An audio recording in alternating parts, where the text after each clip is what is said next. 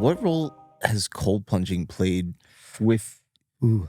everything that's going on in your life too? Because I cold plunged almost every day, Yeah. most days, at least 4 or 5 times a week. And for the first few months, after post surgery, I wasn't allowed to. I wasn't allowed to cold plunge. Yeah. What did they say? I'm curious. What did they say? Like, did you ask them about it? Like, So they didn't want. I wasn't allowed to sauna. I right. wasn't allowed to cold plunge. And this was heart rate elevation. Heart rate elevation, Right. exactly. So they didn't. I already have a low resting heart rate Okay. of like 40, Whoa. and so they were like, "We don't want you cold plunging because it could bring your heart rate down too low." Okay. But at the same time, I did have the surgery, so I do have the incision, and I was out in Denver in like October, which was still like a couple months post op, and Yeah. I was like, oh, I think my scar's fully healed by then, and it wasn't, and like the sauna caused it to. Just knocked my mic away. Sauna caused it to like open up a little bit. Yeah. And so I was like, all right, guess I shouldn't have done that. But they didn't.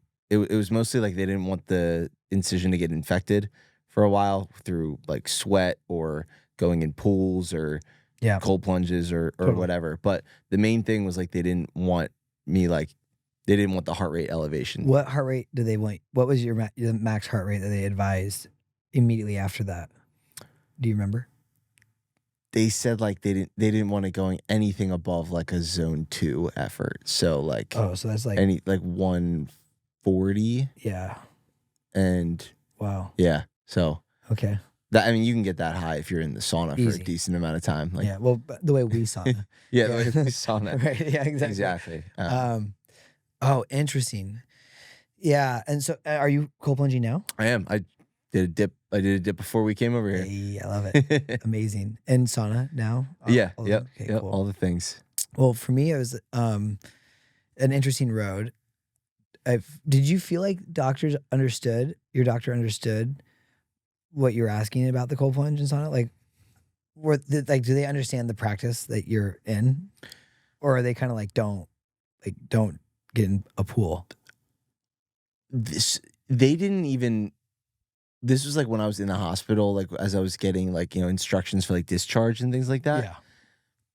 And I don't even think they knew that I was like into it. I don't think they knew that it was that big of a part of my life. I found that to be so interesting. Like I asked multiple doctors about it, and they didn't know what I think they referenced like a sports ice bath. Yeah.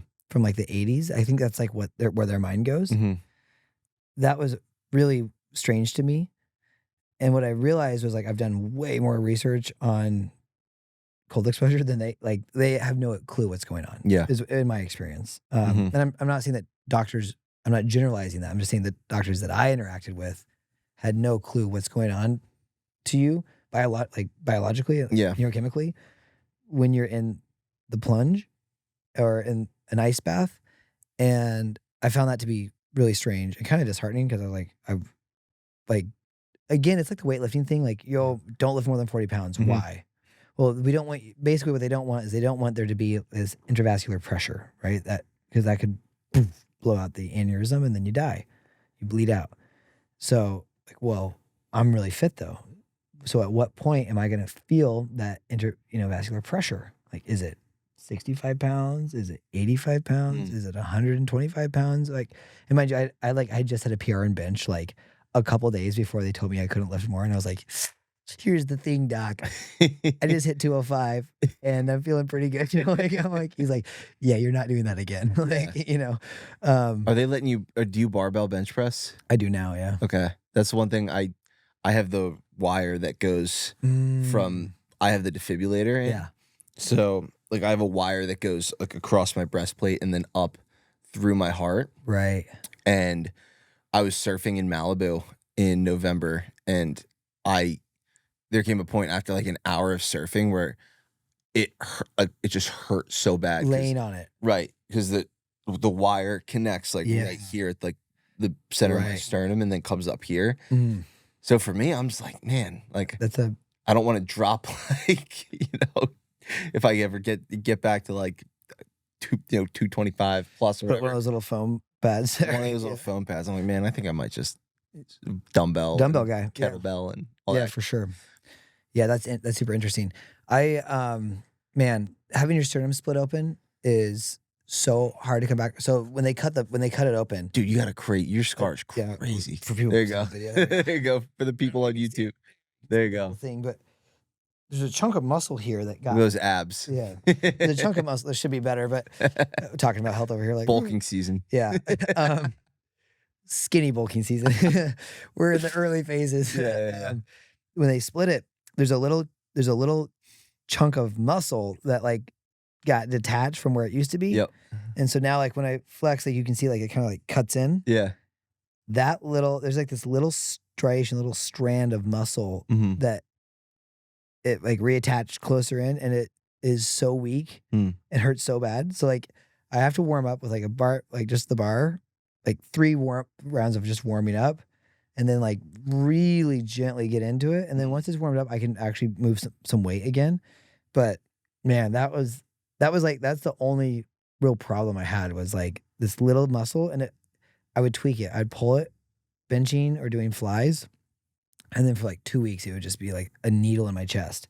And it's just this little muscle that didn't reattach the same way that everything else did. Oh man, that was brutal. But yeah, I just surfed for the first time not that long ago. I took a really long time off, way too long to be out of the water.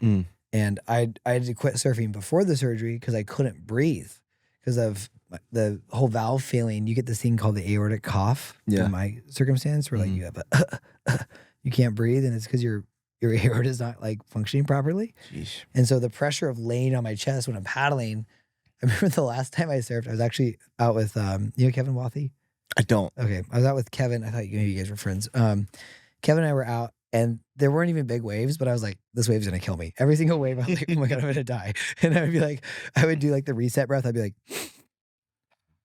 wave with it. And then I'd be like, duck dive. Like, you know, like trying to just calm myself down and like doing the physiological sigh, like in between every single wave. Yeah. And I actually surfed better because I didn't feel like I had the lung capacity to take as many waves as I normally would.